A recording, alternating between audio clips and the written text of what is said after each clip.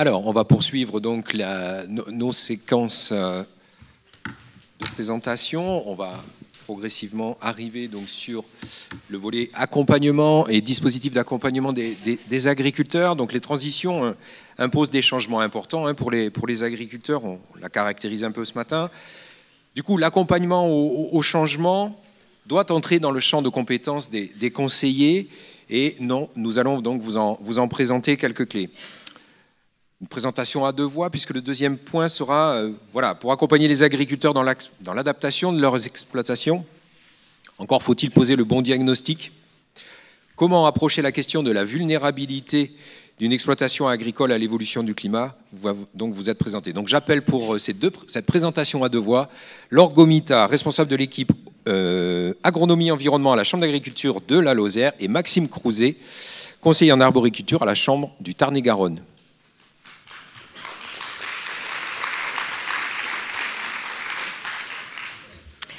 Merci du coup et bonjour à tous.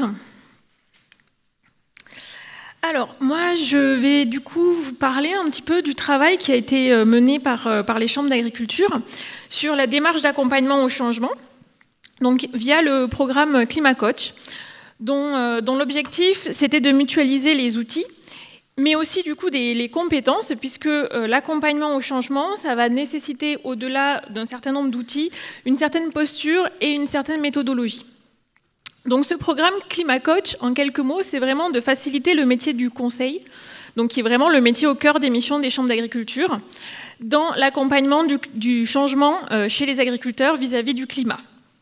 Puisque pendant un temps, on avait un problème et une solution, et maintenant, on a des problèmes complexes, et du coup, une multitude de solutions qui va être en plus propre à chaque système et à chaque situation.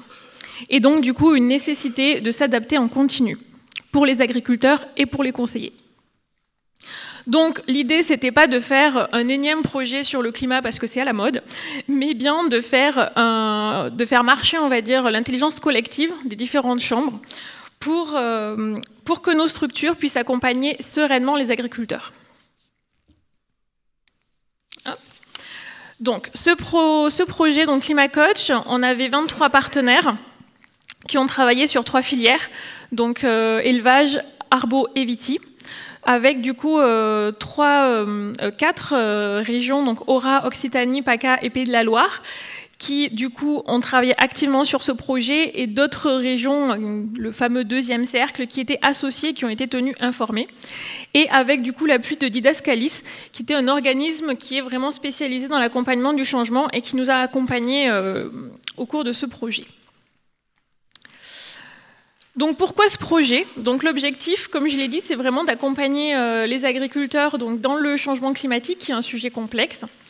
Et également d'aider aussi les conseillers, puisque accompagner, c'est pas inné, c'est pas qu'une affaire d'outils. En plus, il y a vraiment une diversité de façons de faire et de résultats. Hein. Donc l'idée, c'était vraiment de mutualiser un petit peu tout ce qu'on peut faire dans les différentes chambres. Et du coup, nos intentions, c'était vraiment d'avoir les retours d'expérience des différents agents de terrain, pour du coup identifier un petit peu collectivement tous les points clés et les points d'amélioration, et du coup d'expérimenter une manière d'apprendre via l'intelligence collective. Donc suite à ce projet, puisque ce projet finissait le 15 décembre, donc après-demain, donc on peut dire qu'il est quasiment fini, l'idée c'était d'aboutir à des fiches qui sont un petit peu des recueils d'une part de connaissances, donc sur des techniques d'entretien notamment, d'outils bien sûr, on est pas mal attendu là-dessus, sur des outils de diagnostic, de formation, sur des recueils de leviers, et également un petit peu aussi des recueils de compétences, puisque cet accompagnement au changement nécessite un certain nombre de compétences. Et en plus, bien sûr, vous aurez une présentation du projet en tant que tel, ainsi qu'une petite vidéo ludique. Donc, nous avons travaillé dans le cadre de ce projet sur les différentes étapes de la démarche d'accompagnement, dont la première étape est la sensibilisation, du coup, pour faire prendre conscience aux agriculteurs du changement climatique. Donc ça reste quand même une étape qui est assez sensible, puisque l'objectif c'est de ne pas être non plus, donc de faire réagir bien sûr, mais de ne pas être trop anxiogène pour que ce ne soit pas démotivant en fait pour les agriculteurs. Donc du coup voilà, de travailler via des vidéos témoignages aussi, ce qui permet aussi aux agriculteurs de voir qu'il y a d'autres agriculteurs qui se sont engagés dans ces démarches d'adaptation et qui s'en sortent, et voilà, de travailler sur des moyens ludiques et assez simples. La deuxième étape derrière, c'est vraiment de mobiliser derrière les agriculteurs. Et donc là, nous, ce qu'on a vu aussi en termes de retour d'expérience, c'est que c'est très important, c'est vraiment d'une part de travailler en collectif. Ça permet de créer aussi une dynamique entre les agriculteurs et puis un soutien en fait de leurs pairs, et aussi de travailler rapidement sur quelque chose de concret, donc d'aborder assez vite aussi la partie technique, de voir eux qu'est-ce qu'ils peuvent concrètement faire derrière sur leur exploitation. Donc pour ces deux thématiques, donc ces deux étapes, on a produit du coup des livrables. Donc pour cette partie-là, on aura donc une fiche qui présente un petit peu comment sensibiliser pour derrière mobiliser. Une fiche aussi sur tout ce qui est formation, qui est en lien avec le changement climatique. Et bien sûr un recueil d'outils qui ont été répertoriés dans le cadre de ce projet. Donc, pour vous donner quelques exemples d'outils, du coup, donc pour sensibiliser, il y a un certain nombre de jeux, ce qu'on appelle des jeux sérieux, qui ont été développés par les chambres et les structures agricoles, donc notamment tout ce qui est Rami fourrager, Resil Game, le qui est. Bon, je ne vais pas rentrer dans les détails parce qu'il y en a un certain nombre. Il y a d'autres outils aussi pour obtenir tout ce qui était indicateurs climatiques et agroclimatiques, dont une partie nous a été présentée tout à l'heure. Donc après, il y a Oracle, Climat 21, AP3C, voilà, Canary, Dryas, il y a un certain nombre d'outils, et enfin des formations du coup via des scénarios pédagogiques. Donc la troisième étape dans cette démarche, c'était de venir faire un diagnostic de l'exploitation pour identifier du coup les marges de manœuvre et les actions qui peuvent être mises en place sur l'exploitation. Donc il faut bien se rendre compte du coup que sur ces diagnostics de ce qu'on appelle de vulnérabilité au changement climatique, il y a vraiment une nécessité de venir prendre du recul et de bien travailler à l'échelle du système d'exploitation. Et du coup, pour cela, forcément, on a un large panel d'outils. Il y a beaucoup de chambres qui ont développé des diagnostics de vulnérabilité. Mais il ne faut pas oublier que le plus important, ça reste quand même l'écoute de l'agriculteur pour les accompagner à leur rythme. Puisqu'on va dire que tous les outils, les outils sont les mêmes pour tous les agriculteurs, mais derrière, l'accompagnement, il va être unique. Donc là-dessus, sur les livrables ClimaCoach, donc de la même manière, on a produit donc des fiches. Donc une fiche sur l'analyse de la vulnérabilité, une fiche étape, donc du diagnostic du coup jusqu'à la mise en œuvre du plan d'action. 3 fiches sur 3 outils de diagnostic de vulnérabilité avec les retours d'expérience des différentes chambres d'agriculture qui les ont testés. Et une fiche outil sur un recueil de leviers d'adaptation. Donc, pour reprendre également quelques outils, donc des outils de diagnostic, maintenant il y en a beaucoup et de plus en plus, donc notamment Adapto, qui est du coup une adaptation du diagnostic du Gard, qui sera présenté un peu plus en détail du coup par mon collègue tout à l'heure. Il y a également le diagnostic de l'Ariège, qui est un peu plus tourné élevage. Après, il y a Ecoviti de l'Hérault, Climaléa, Diag Agroeco, voilà, il y en a un certain nombre. Et en plus, on a également des outils de diagnostic carbone. Donc là, on est un peu plus tourné sur l'atténuation, avec notamment Cap2ER, Carbon Extract. Voilà, il y a un certain nombre également d'outils en fonction aussi des filières. Et donc, du coup, la dernière étape dans la démarche d'accompagnement, et pas la moindre, c'est de venir travailler avec l'agriculteur les pistes de progrès, donc les leviers d'adaptation qui peuvent être mis en place. Donc ça peut se faire sur un accompagnement technique individuel, collectif, ça peut être également des expérimentations, ça peut être la proposition de formation. Et donc là, ce qui nous a paru important de souligner, c'est vraiment l'importance de pouvoir d'avoir du temps et du coup des financements aussi pour pouvoir accompagner les agriculteurs dans la mise en place de ces plans d'action. Puisque au final, c'est également une étape clé, parce que faire le diagnostic et identifier les leviers d'action, c'est important, mais derrière, il faut que l'agriculteur passe le cap derrière de les mettre en place. Et ça, il a besoin d'accompagnement. Et donc là-dessus, on a également une fiche étape sur le suivi de la réalisation d'un plan d'action, avec à chaque fois, pareil, le retour d'expérience des conseillers. Et enfin, la dernière étape qui était un peu en parallèle de tout ce que je viens de ces étapes du coup d'accompagnement, c'est lié à la question des compétences et des compétences qui vont être mobilisées par les conseillers qui vont accompagner les agriculteurs. Donc, il faut savoir que cet accompagnement, du coup, c'est un processus sur la durée, hein, comme je vous l'ai présenté tout à l'heure, et qui requiert donc une multiplicité de compétences. Qu'on a pu identifier en 3 grands registres. Donc il y a d'une part l'expertise, donc c'est un petit peu plus répondre aux questions techniques vraiment de l'agriculteur et l'accompagner sur des leviers techniques. Il y a eu également une partie conseil stratégique, donc c'est vraiment venir regarder l'approche système, en fait, regarder vraiment l'exploitation à l'échelle globale. Et enfin, la partie coaching, puisqu'il faut aussi soutenir l'agriculteur dans cette transition. Et donc là, ça nécessite d'organiser du coup nos structures pour permettre donc la mobilisation de ces différentes compétences et de pouvoir accompagner les agriculteurs. Et du coup, là, en termes de livrables, donc pareil, on a produit en répertoire des compétences, hein, donc ce que je viens de présenter.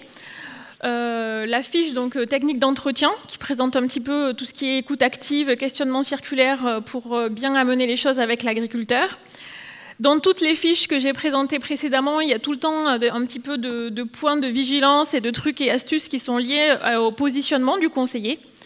Et enfin, il sera produit du coup un article qui rend compte du processus réalisé dans le cadre de cette action. Donc du coup, ces livrables, ils seront disponibles à partir de après-demain, du coup, du 15 décembre, sur donc l'Opéra Connaissance pour le réseau Chambre et sur la plateforme R&D Agricole pour les autres. Et je vous ai également mis les contacts Climat Coach, les référents régionaux, donc dans les chambres régionales. Et du coup, voilà, j'ai fini pour ma partie et je vais laisser mon collègue parler un peu plus en détail du coup d'un des diagnostics de vulnérabilité qui a été testé. Merci.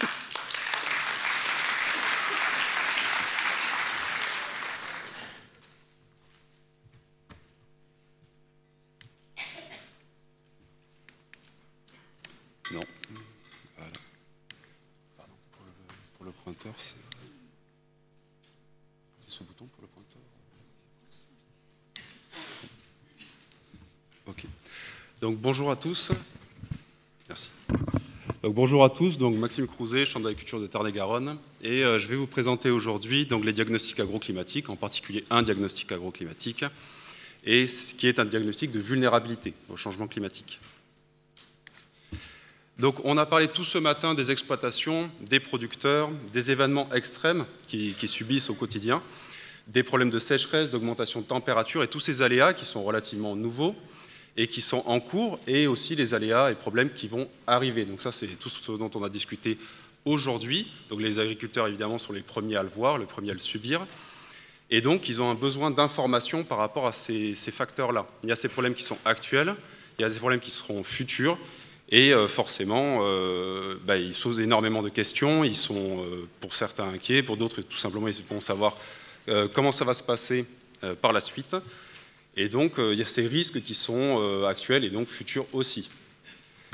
Et les diagnostics donc, agroclimatiques, ce sont des diagnostics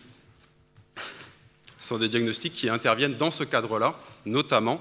Ça permet aussi de prendre du recul par rapport à l'exploitation, puisqu'un producteur lui-même est dans son exploitation au quotidien, et c'est important pour lui d'avoir aussi un avis extérieur pour prendre du recul, ce qui est toujours très difficile à faire, que ce soit pour les producteurs ou pour tout le monde d'ailleurs. Enfin, si on parle de reconception du système, donc on parle vraiment de changements importants, de changements qui vont être profonds dans son système d'exploitation, là, il y a besoin d'énormément d'informations, il y a besoin de sécurité du point de vue du producteur, donc de changement de stratégie, des logiques d'investissement, des logiques de culture qui sont en place, de nouvelles cultures. Et ça, tout ça, il y a vraiment un besoin d'énormément d'informations. On a beaucoup de retours de producteurs, de questionnements des producteurs. Et encore une fois, le diagnostic agroclimatique, c'est un point, un outil qui permettra d'aider dans ce cadre-là. Donc pour faire un état des lieux des diagnostics, donc il y en a pas mal qui sont en cours, qui sont soit en cours de développement ou qui vont arriver dans le futur. Donc pour ceux que je connais, par exemple, ça va être diagnostic du Gard adapté au sud-ouest, donc c'est littéralement celui du Gard qu'on a retravaillé pour la région Midi-Pyrénées, ex-Midi-Pyrénées, pardon, et diagnostic de l'Ariège, diagnostic de la Loire, qui ont tous leurs spécificités. Ils vont prendre par exemple un atelier particulier où ils vont voir l'exploitation dans sa totalité, ou en tout cas dans une bonne partie de l'exploitation. Par exemple, le diagnostic du Gard, au Gard adapté sud-ouest, va plutôt avoir un œil pour l'ensemble de l'exploitation, au contraire de la partie Ariège, diagnostic Ariège, qui lui va plutôt avoir un côté très élevage et très technique élevage.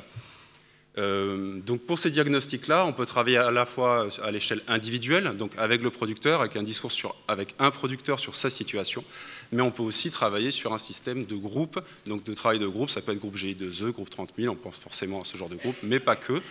Et là, typiquement, des diagnostics comme celui de la Loire sont plus adaptés pour ce genre de système. Donc, il faut savoir qu'il y a pas mal de diagnostics qui sont en cours, en développement et de nouveaux qui vont arriver. Et chacun a un peu sa spécificité, c'est bon à savoir. Pour les publics prioritaires, forcément, on va penser aux publics qui vont s'intéresser énormément à ce point-là, ou sinon des publics où c'est important de les informer.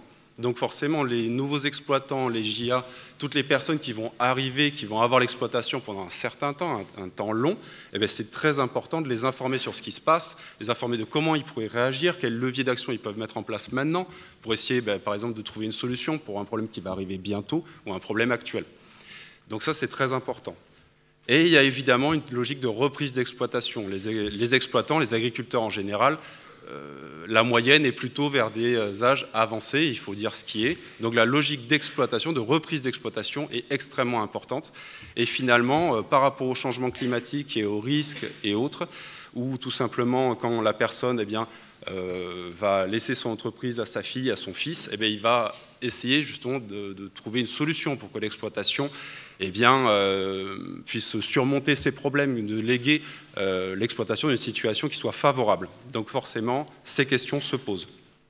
En termes de temps de diagnostic, le but, ce n'est pas de passer énormément de temps dans le diagnostic, il y a évidemment un temps minimum. Le temps, ça peut être de 20 minutes pour certains diagnostics, on peut prendre 1 heure, et évidemment, ce temps peut énormément changer au fur et à mesure de la discussion. Ça a été dit dans la première partie d'ailleurs, on va beaucoup écouter l'agriculteur et on va réagir en fonction.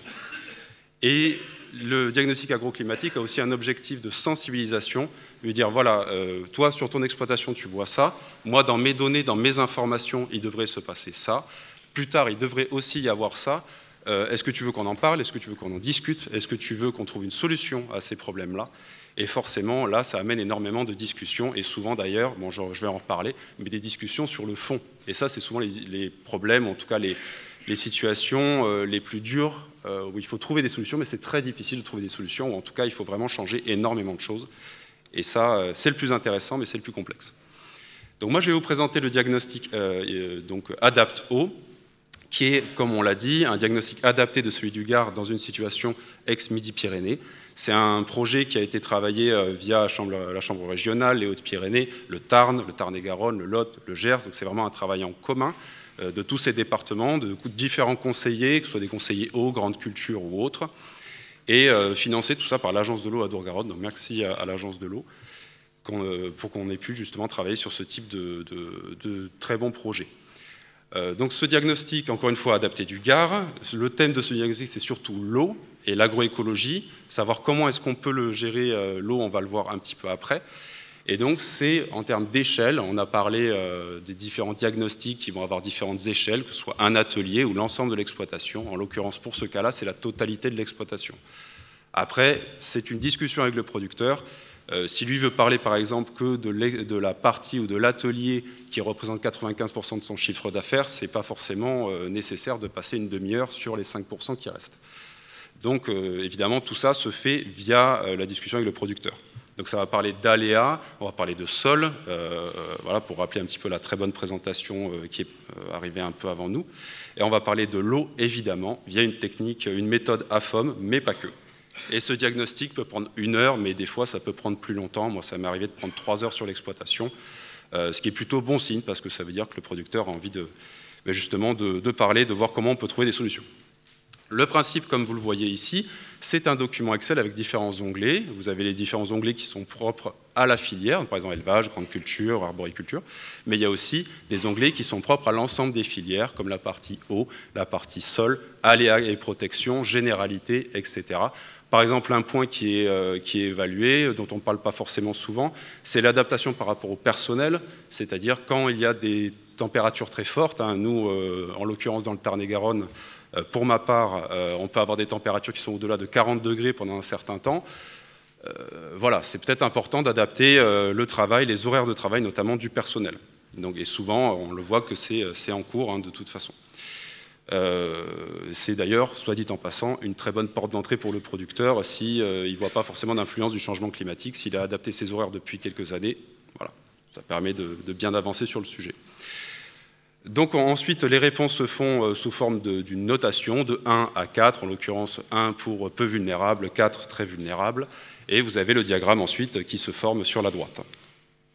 Un onglet récapitule l'ensemble des diagrammes, et ensuite il y a une méthode AFOM qui se met en place de manière, pour l'instant pas automatique, mais on essaye, on continue à travailler sur ce projet-là, pour qu'on ait une automatisation via les réponses qui ont été faites dans le diagnostic, des propositions de leviers à actionner via une banque de leviers et des objectifs potentiels qu'on peut mettre en place. Bon, vous imaginez bien que c'est un très gros travail et forcément les leviers, eh bien, il y en a beaucoup et donc ça c'est en cours, donc on va y arriver, mais ça va prendre un petit peu de temps, quoi. Voilà. Donc comment se passe un diagnostic quand on est au producteur en termes de retour d'expérience? Eh bien, il y a 3 étapes. On va poser la question, on va avoir une écoute avec le producteur, ce que j'appelle divagation, c'est-à-dire que le producteur il va parler d'un point, et ensuite, par exemple, si je reprends l'exemple que j'ai donné un peu avant, par rapport aux températures élevées, eh bien, lui il va parler sécheresse, il va parler sol, il va parler irrigation, etc. Et finalement, on va l'écouter, ça va divaguer sur plein de sujets différents, et finalement, ça va répondre à plein de questions différentes. Et c'est très intéressant. Bon, au bout d'un moment, il faut faire un recadrage, sinon on n'arrivera jamais à finir le diagnostic. Mais c'est quand même que ça se passe bien si on est dans ce genre de situation. Encore une fois, les sujets qui sont vraiment courants et les sujets qui tiennent à cœur, hein, qui sont vraiment d'importance pour le producteur, c'est encore une fois des reprises d'exploitation, des logiques de reprise d'exploitation. Beaucoup, et évidemment le diagnostic est un peu axé dessus aussi, par rapport à l'eau, l'utilisation de l'eau, la ressource actuelle, la ressource future, et les matériels d'irrigation, qui est évidemment un axe de travail important. Il y a aussi beaucoup de questions par rapport à la gestion liée aux aléas climatiques, à la sécheresse, à la grêle, aux autres aléas climatiques que les producteurs rencontrent, et comment on peut essayer de limiter ces aléas climatiques, ou est-ce qu'on peut l'accepter, comment ça devrait se passer, ça c'est énormément de questions. Enfin, il y a beaucoup de questions, surtout en ce moment, sur des questions de diversification, notamment en viticulture, vis-à-vis de la situation économique actuelle en viticulture de cuve, mais en arboriculture, beaucoup aussi. Et par contre, ça soulève énormément de questions. Le CEFEL en a parlé lors d'une présentation ce matin et a très bien dit justement que est-ce que ces cultures sont faisables, pas faisables dans nos secteurs, dans le secteur de l'exploitation? Oui, peut-être, mais en tout cas, qu'est-ce que ça soulève comme question et est-ce que économiquement c'est viable? J'appuie un peu sur sur ce dernier point parce que vraiment c'est important. Et donc la discussion arrive souvent sur quelque chose de technique, voire très technique, avec, encore une fois, de nombreuses questions de fond. Donc finalement, on se rend compte que le diagnostic en lui-même, ce n'est pas lui qui va trouver les solutions. Le diagnostic, c'est un outil, c'est un support de travail, c'est une porte d'entrée pour travailler avec le producteur, pour voir là où on peut travailler, sur quel point on peut travailler, sur quel point le producteur a à cœur de travailler. Parce que forcément, nous, on va peut-être avoir des objectifs, peut-être que le producteur en a d'autres objectifs. Et en sensibilisant, peut-être qu'aussi on peut regrouper ces 2 points, mais pas forcément, donc ça dépend. Et donc il faut trouver les points de vulnérabilité de l'exploitation, les questionnements du producteur, les risques actuels et futurs du producteur, ça on peut l'évaluer via différents outils, que ce soit Oracle, Climat 21 ou autres. Il y a plein d'outils qui permettent de faire ça, on a beaucoup d'informations dessus, et il faut trier, mais c'est très important et surtout c'est très intéressant pour le producteur. Et donc, encore une fois, l'effet porte d'entrée sur différents sujets pratiques. Encore une fois, sur le projet Adapto, il y a un outil qui a été créé de coûts de l'irrigation en grande culture. Et par exemple, ça, c'est un excellent levier pour savoir est-ce qu'on fait le dernier tour d'eau, est-ce qu'on va faire un tour d'eau, comment est-ce qu'on le fait, etc. Parce que l'eau, c'est des pompes, c'est utiliser beaucoup d'énergie, c'est un coût de l'eau. Et donc, forcément, ce coût, il est pris en compte dans ce genre de projet et c'est évidemment le volet économique et un très bon levier d'action, hein, évidemment. Voilà, donc on va parler de viabilité de nouvelles espèces, de pratiques agroécologiques, bien sûr. On va parler des sols, de matières organiques, etc. Et tout ça, ça soulève des questions de faisabilité technique et économique des différents leviers. On va le préconiser, mais il faut aussi qu'on ait énormément d'informations, donc on s'appuie beaucoup sur les instituts techniques pour avoir justement le maximum d'informations pour l'exploitation. Pour finir, il y a quand même un point qui est très important, c'est que les producteurs ils sont de plus en plus sollicités, ils ont de moins en moins de temps à nous consacrer, il y a un point de légitimité. Donc quand on fait un diagnostic, il faut être efficace, et donc il faut essayer de ne pas prendre trop de temps et avoir un point vraiment particulier, essayer de l'aider, de l'accompagner sur des points précis. Donc c'est très important, pas trop faire d'excès de diagnostic. Et si c'est pour les deux, j'ai fini. Voilà. Voilà.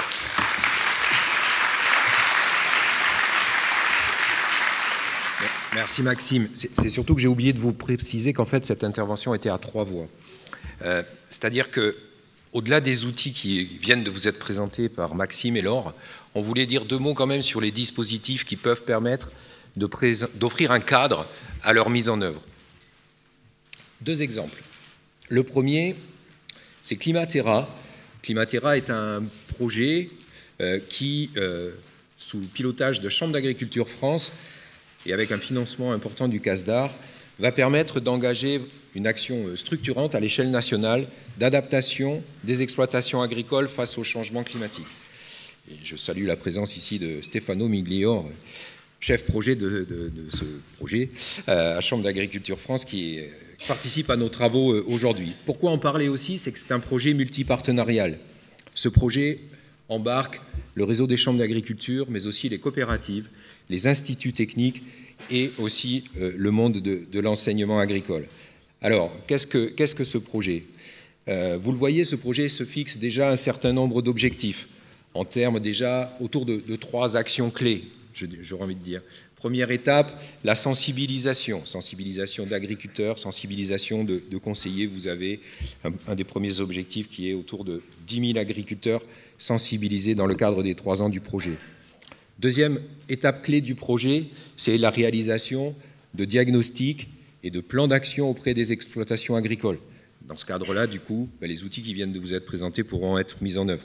Vous le voyez, un objectif national de plus d'1 millier d'exploitations accompagnées sur les 3 ans du projet. Au-delà, pour des exploitations qui ont peut-être déjà eu cette étape de diagnostic et de plan d'action, les suivre. 350 exploitations suivies dans la mise en œuvre des différents leviers d'action qui leur seront proposés. Bon, voilà donc un petit peu les éléments que je souhaitais porter à votre connaissance et voilà, dire que ce projet sera une première étape finalement à une massification peut-être de l'accompagnement des agriculteurs par rapport à ce sujet du changement climatique. Deuxième dispositif, deuxième dispositif qui est celui de la formation. Et pour cela, donc, je vous présente l'appel d'offres lancé par Vivea, qui propose voilà, d'accompagner les agriculteurs par ce biais de la formation pour construire, déployer les outils de compréhension finalement des enjeux du changement climatique et de mise en œuvre des solutions techniques concrètes d'adaptation mais aussi d'atténuation. L'idée aussi, ce sera de repérer, de quantifier l'impact du changement climatique sur son territoire, sur son exploitation, sa filière, en utilisant des indicateurs agroclimatiques adaptés. Et donc là, ce matin, on vous a présenté quelques outils qui pourront être utilisés dans ce cadre-là. L'objectif aussi pourrait être de mesurer les impacts de nouvelles pratiques qui pourraient être co-construites avec des agriculteurs dans ce cadre de formation au niveau technique et au niveau économique. Voilà, vous avez plusieurs après volets sur lesquels il est possible de répondre à cet appel d'offres. Je ne les détaille pas, vous les avez dans votre dossier. Alors, bien sûr que cette présentation n'est pas exhaustive. en termes de dispositifs qui permettent la mise en œuvre des outils qui vous ont été présentés ce matin. Et je souhaite donc rappeler à ce stade le soutien des agences de l'eau, de l'ADEME, de la région, de l'État dans la mise en œuvre de nos actions, que ce soit de projets R&D qui visent la création d'outils, l'acquisition de références ou le déploiement d'actions auprès des agriculteurs. Et comme l'a rappelé ce matin le président Denis Carottier, la Chambre régionale d'agriculture travaille à la construction d'un plan d'adaptation au changement climatique qui embarquera aussi l'ensemble des acteurs que nous sommes aujourd'hui en Occitanie, et je veux dire aussi à ces financeurs qu'on aura besoin de leur soutien pour intensifier nos actions. Alors, on va... Oui, monsieur. Merci. On va prendre du coup quelques questions sur cette dernière séquence. Et je rejoins ma place et on passera ensuite à l'intervention donc de notre grand témoin Jean-Marc Touzard qui peut descendre un petit peu dans l'amphi. Alors peut-être pour commencer juste avant les questions, une remarque à propos de l'outil de diagnostic Adapto, parce qu'il y a eu des questions à ce sujet. Il y a une version du projet qui va être mise à disposition, donc voilà, il y aura plus d'éléments à venir là-dessus. Concernant les questions, une première au sujet des projections climatiques qui ont été donc présentées en début de matinée. Est-ce que ces projections climatiques sont utiles pour aider les agriculteurs à s'adapter? Ne sont-elles pas trop lointaines ou incertaines? Maxime ou Laure? C'est bon maintenant? Oui, parfait. Du coup, l'objectif quand même des projections, donc que ce soit Climat 21 ou AP3C plus sur le Massif central, c'était justement de les avoir à horizon 2050 pour que ce soit quand même un pas de temps qui soit à échelle de l'agriculteur, quoi. Et en plus, l'idée, c'était d'avoir des projections qui soient sur les stations météo des départements concernés. Donc, du coup, généralement, les agriculteurs, au contraire, se sentent bien concernés puisque ils peuvent se projeter vraiment sur leur zone et à une horizon où ils seront encore exploitants. Tout à fait, oui. Et après, j'ajouterais qu'il y a aussi des projections climatiques et des projections agroclimatiques qu'on adapte aux différentes cultures, que ce soit par rapport aux différents points et surtout aux différents points clés de la culture. Donc en fait, à partir du moment où on arrive à suffisamment travailler ce genre d'outils, bon, moi par exemple c'est Climat 21, mais il y en a d'autres, on peut vraiment arriver à trouver des points clés sur les cultures et répondre à des questions précises des agriculteurs. On ne répondra pas forcément à tous, c'est pas magique, mais honnêtement on a quand même pas mal de clés. Une deuxième question sur la montée en compétences des conseillers. Comment les accompagner dans l'adaptation de leur métier? Et du coup, à ce sujet, vous avez évoqué notamment dans Climat Coach les différents types de compétences, de l'expertise fine aux compétences de coaching. Et comment vous voyez les choses? Est-ce qu'on compte plutôt sur le fait que chaque conseiller ait ce panel de compétences dans son portefeuille? Ou est-ce que ça passe plutôt par le fait de travailler en binôme, en trinôme ou à plusieurs pour être complémentaires? Oui, alors du coup, c'est quand même beaucoup de compétences nécessaires, donc ça va être difficile d'avoir quelqu'un qui ait vraiment toutes les compétences. Donc l'idée, c'était plutôt justement de plutôt travailler à plusieurs sur l'accompagnement des agriculteurs. Et donc après, nous, on envisageait, donc ça peut être via de la formation, via aussi des groupes d'échange pour justement, nous, on a vu que via Climat Coach, c'est très important pour nous aussi d'échanger entre nous, entre conseillers qui accompagnent les agriculteurs sur ces thématiques-là, pour faire évoluer aussi nos façons d'accompagner les agriculteurs, de trouver de nouveaux outils, de voir qu'est-ce qui nous manque. Enfin voilà, c'est aussi via ce genre de projet qu'on évolue. Et le dernier point, c'est peut-être une remarque, mais vous pourrez réagir si vous le souhaitez. C'est au sujet, Maxime, tu as évoqué le public prioritaire sur tout ce qui est des enjeux d'installation et de reprise d'exploitation, qui est un enjeu majeur pour la région. Voilà, il y avait une remarque ou une question sur le fait de savoir s'il existait des outils pour travailler sur le changement climatique avec ces porteurs de projets à l'installation. Mais c'est aussi la question de se dire, à la reprise, c'est aussi des éléments qui finalement peuvent être mis en valeur dans le projet de l'exploitation et de sa reprise. Voilà, de mettre en lumière des évolutions de pratiques, des stratégies qui auraient déjà été opérées sur l'exploitation. Et qui pourrait être finalement une plus-value aussi dans la reprise de ces exploitations-là. Ça fait beaucoup de choses dans une même question, mais on va dire que oui, évidemment, ça peut aider à accompagner un nouvel exploitant ou quelqu'un qui reprend une exploitation, bien sûr. Comme tu l'as très bien dit, il y a déjà des choses souvent qui sont mises en place au sein de l'exploitation, ça permet de les mettre en lumière, peut-être d'appuyer dessus, ou des points sur lesquels l'agriculteur précédent ne pouvait pas travailler, voulait pas travailler. Souvent, c'est plutôt ne pouvait pas, hein, c'est plutôt dans ce cadre-là. Mais on peut travailler, alors voilà, il y a le projet Climatera qui a été évoqué notamment. C'est pas le seul, mais c'est un projet sur lequel on peut continuer à travailler et surtout avoir du temps pour travailler, parce que ce sont des questions qui prennent beaucoup de temps. Un diagnostic agroclimatique, encore une fois, c'est pas lui qui va vraiment présenter les solutions. Il va plutôt donner les points sur lesquels il faut avancer, il faut travailler. Et ça va nécessiter du temps, que ce soit du point de vue producteur ou du point de vue conseiller. Par contre, on a beaucoup à apporter. On a beaucoup de leviers d'action à disposition, on a beaucoup de compétences au sein des chambres d'agriculture, mais pas que chambres d'agriculture, instituts de recherche et autres. Mais on a beaucoup de points à leur apporter, oui, bien sûr. Et après, du point de vue prévision climatique aussi, il y a, surtout sur les jeunes exploitants, on a quand même des personnes qui vont rester longtemps sur l'exploitation. Donc oui, évidemment, c'est presque essentiel de leur apporter ces informations-là. Merci. Merci Laure, merci Maxime.